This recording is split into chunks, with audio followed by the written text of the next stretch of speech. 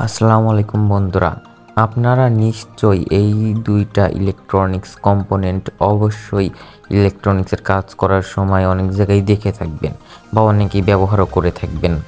আপনি কি জানেন যে আসলেই আমাদের কোনটা ব্যবহার করা উচিত? অটোকাট চার্জিং সার্কিট মডিউল নাকি ফিমেল জ্যাক? এটাই মূলত আজকের ভিডিওতে আমরা জানবো যে কোনটা ব্যবহার করা সঠিক নিয়ম। তো আমরা যদি ফিমেল যে জ্যাক রয়েছে বা সকেট রয়েছে, সেই সকেট কিন্তু খুব সহজেই কিন্তু আমরা চাইলে একটি চার্জিং সার্কিট তৈরি করে নিতে পারি, যেটার মাধ্যমে আমরা চার্জ করতে পারবো। তো দেখেন আমি কিন্তু এটা তৈরি করে নিয়েছি। আর দেখেন এটা যখন আমরা চার্জ দেবো জাস্ট তখনই কিন্তু এটা এভাবে করে কিন্তু সিগন্যাল দিবে বা লাইটটি জ্বলবে যে চার্জ হচ্ছে। আপনারা যদি তৈরি করতে চান তাহলে এই ভিডিওটি দেখে নেবেন, ভিডিওটির লিঙ্ক ভিডিওর ডিসক্রিপশন বক্সে দিয়ে দিব। এভাবে ব্যবহার করলে কিন্তু আমাদের অনেক ধরনের সমস্যা থেকে যায়।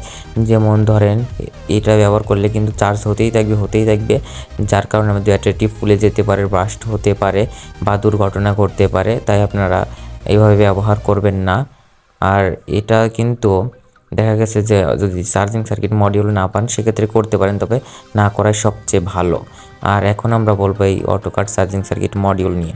এই অটোকাট চার্জিং সার্কিটে মডিউলে কিন্তু যখন চার্জ দিবেন তখন একটি এলইডি লাইট জ্বলবে এবং অটোমেটিক কিন্তু যখন চার্জ ফুল হয়ে যাবে সাথে সাথে কিন্তু আমাদের আরেকটি এলইডি লাইট জ্বলবে যে আমাদের চার্জ ফুল হয়ে গেছে, তখন কিন্তু আর কোনো ধরনের চার্জ কিন্তু আমাদের ব্যাটারিতে হবে না।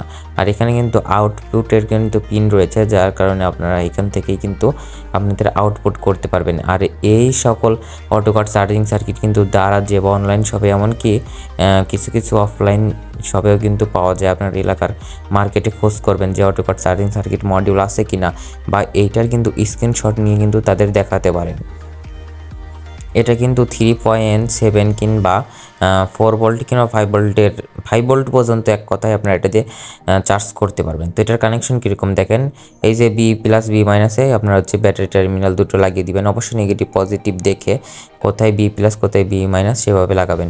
এবং আপনারা চাইলে আউট প্লাস আউট মাইনাসে কিন্তু লাল কালো দুটো তার লাগিয়ে কিন্তু আমরা আউটপুট করতে পারি। আর দেখেন এখানে যে আমাদের যে সকেটটা রয়েছে সেই সকেটের পাশে কিন্তু প্লাস মাইনাস দেওয়া রয়েছে। এই প্লাস মাইনাসটি মূলত আমাদের যে সকেটটি রয়েছে, আপনারা যদি চান কোনো ধরনের অটোকাট লাগবে না, সরাসরি আপনারা এখান থেকে কিন্তু এই দুই জায়গা থেকে কিন্তু নেগেটিভ পজিটিভ পেয়ে যাবেন। এই চার্জিং সার্কিট মডিউলের মাধ্যমে যখন চার্জ হবে তখন লাল কালারের এলইডি লাইটটা জ্বলবে, আর যখন চার্জ ফুল হয়ে যাবে তখন নীল কালারের এলইডি লাইটটা জ্বলবে। তাহলে এইবার আমরা বুঝতে পারলাম যে আমাদের অবশ্যই সকল প্রজেক্ট বা চার্জার লাইট ফ্যান তৈরিতে অবশ্যই আমাদের এরকম ধরনের অটোকাট চার্জিং সার্কিট মডিউলটিকে ব্যবহার করতে হবে। কেননা এটি ব্যবহার করলে আমাদের ব্যাটারিটি নিরাপদে থাকতেছে, চার্জ হয়ে গেলে অটোমেটিক কাট করতেছে, কোনো ধরনের দুর্ঘটনা ঘটার চান্সও থাকতেছে না। তো এরকম ধরনের ইলেকট্রিকের ভিডিও কিন্তু আমাদের চ্যানেলে আপলোড করা হয়, তাই অবশ্যই আমাদের চ্যানেলটিকে সাবস্ক্রাইব করে রাখবেন। আমি কিন্তু নানান ধরনের ইলেকট্রনিক্সের ভিডিও আপলোড করে থাকি।